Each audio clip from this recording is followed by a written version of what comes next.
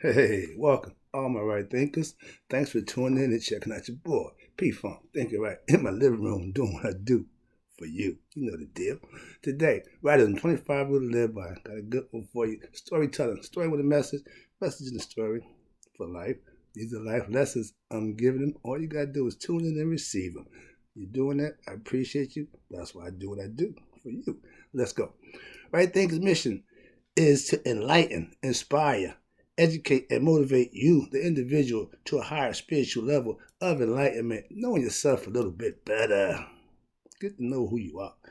Right thinkers' way of life will do just that through mental and spiritual discipline daily. Put the work in.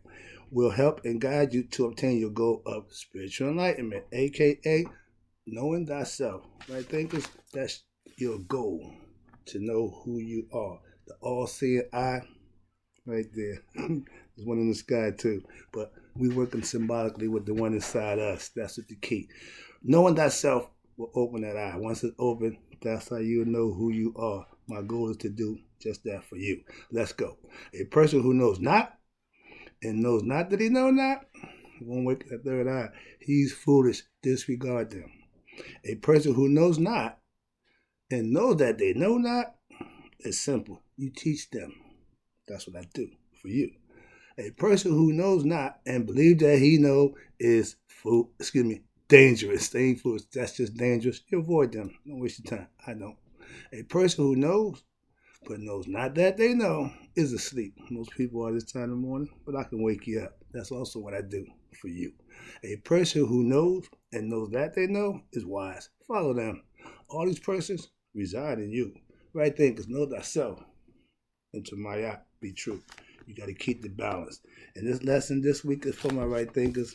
If you tune in, you can get a jump on the lesson this week. I'll find out who did and who didn't. Because today, right thinkers, let's talk about knowing our ego. Yeah, the ego.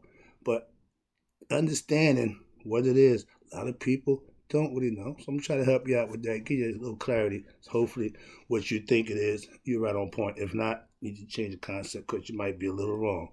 Listen to Mr. Right. He knows.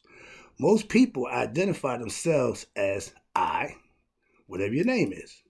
But that's the ego. I and me, that's personal. That's the ego. The acronym for ego is when you do I by itself, you're serving you. It's called self-serving. When you say me, that's also you, self-serving. When you say I am, you're adding God to yourself. Hence, that's his name because that's where he is, inside you, and he am. Trust me, that's the key. But when you say I and me, you serve your ego. Most of us do that without even knowing it. So it's a conscious thing. I keep telling you, being God conscious supplements all the nonsense that we take for granted, which is, oh, I know who I am. Oh, I ain't got no ego. Your ego is who you see yourself as. You look in the mirror. That's me. Yeah. But that's you serving you, the individual. The spiritual part comes in the letters in ego, E, edging, G, God, O, out. That's you being I and me. And you consider yourself a I or me. You're edging God out because you're self-serving, and self-serving is your ego. Understand that, ladies and gentlemen. It goes for both. It ain't no one, men got egos, women don't. No, I keep trying to explain to you. Women just don't recognize it as the ego. They see it as me, I. Your ego is in control of you when you're ignorant of self. Most of us are. So a lot of us run on ego. Trust me. Your conscious have to gain control over your ego, aka you have to be waking up. You have to become enlightened to who you are and God in you. That's having the nihas. That's becoming spiritual enlightened. Nihas, anointed to reach Christhood. Why? You have to know God is in you. Now you're awake. Hope y'all waking up now. I'm trying to do that for you. Next one is I is your ego. We are identified with I and me. That's my point. I know who I am. You know why? I'm spiritually enlightened. So I know who I am for real. I am, not I. Okay? That's the difference. And I teach you the right thinkers, followers of right thinking philosophy. You have to identify with God in you. You're the great I am. I know once you become spiritually enlightened, you get understanding and grasp the concept of the ego. Now you're starting to work on it.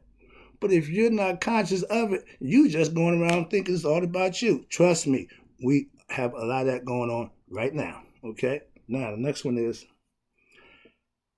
if you only know yourself as me and I, you're ignorant to spiritual conscience. Why? Because a spiritually conscious person will know that he is or I am. That's that. We are ams. Why? That's God in us. We conquer the ego with the am. If you stop with I and me, you're self-serving. When you put the am, my ego ran me most of my life. Trust me. And you don't know about it. You have no concept, no idea of it. This is why understanding and gaining knowledge of self will help you control you as an individual with knowledge of you and how to do that. All right? I was not a good man when I was ego driven. Trust me. Finger popping, jitterbug, and all that nonsense. Okay, ego driven meaning I'm just doing me. I did me. I watched my father do him. The end result was not pretty. So understanding that, why would I do that? Again, I'll give you the mouse in the maze analogy. If you're doing something that don't work, that causes you pain, you should stop doing that. And if you go that way and you get zapped, you should not go that way again. Why? Because you're going to get zapped again. If you keep letting your ego run you, you are going to fail in life because you're going to just serve you. And that's all you know and you think is okay, because if you successful, you could care less about some spiritual concepts about the ego.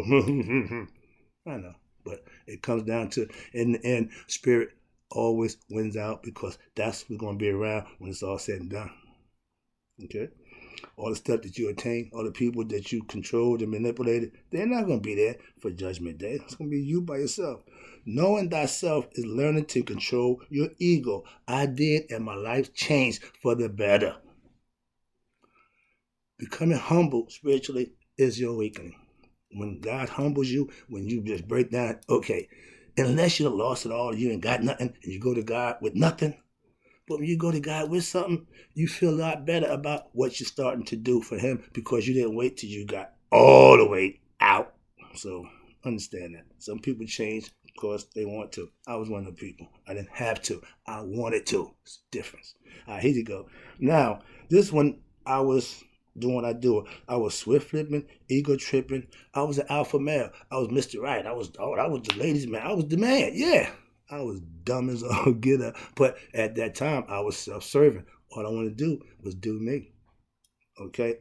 I understand that better than anybody. That's why I push it the way I do, because if you don't get control of your ego, y'all call him the devil, y'all call him Satan. I'm telling you, it's a psychological concept that stems from the inside. You need to understand that and get better at doing it. Sorry about that. When I was running the streets, when I was street running, drug dealing, I was ego driven. You couldn't, man, listen, I wanted to be nice. I wanted to feel good. I wanted to have all the pleasure. I wanted to have pocket full of money. I wanted everybody to respect. All that I did. But the ego was running me because I did it for myself. Where'd it get you? In prison. So no, I had the gift of gab. I taught the good one. I was confident in what I was doing, which was wrong, but I had confidence in it, so it made it all right. So I thought, again, that's the ego. If you don't get a grip on him, he will have his way with you, and he won't stop. See, he won't be satisfied. No, until you got nothing to give for him, to serve him. When you A out, that's when you want to call on am. God, oh no, yeah, oh no, now you want God. See how that run? But if you go to him out of desire, he'll respect you and he'll take care of you a lot better than when you come to him in need. All right? I was respected for living out my ego, tripping fantasies. Yeah, that's what self-serving is. I just wanted to live my fantasy. I just wanted to Trust me, been there, done that. But that's the part that young people don't get caught up in that. It runs out. The spiritual concept that you serving God, it don't run out. I got my best friend been doing this for 40-something years. I'm on his team now. All the good guys, I done switched over. I'm a good guy now. Why? I have control of that little thing up here called ego. I want you to understand that. Ego wants to be satisfied constantly. No concerns for you, no concerns for nobody else. Just do what I say do. Give me what I want, and it will just drive you to do things that might not want to do that. But you're ego driven. The ego says do it. Okay? Ego will supersede your intuition. This is why him and ISIS are complete enemies, mortal enemies. Why? One is good and one is bad. They can't go together. Okay? Understand that. You either gonna serve one or the other.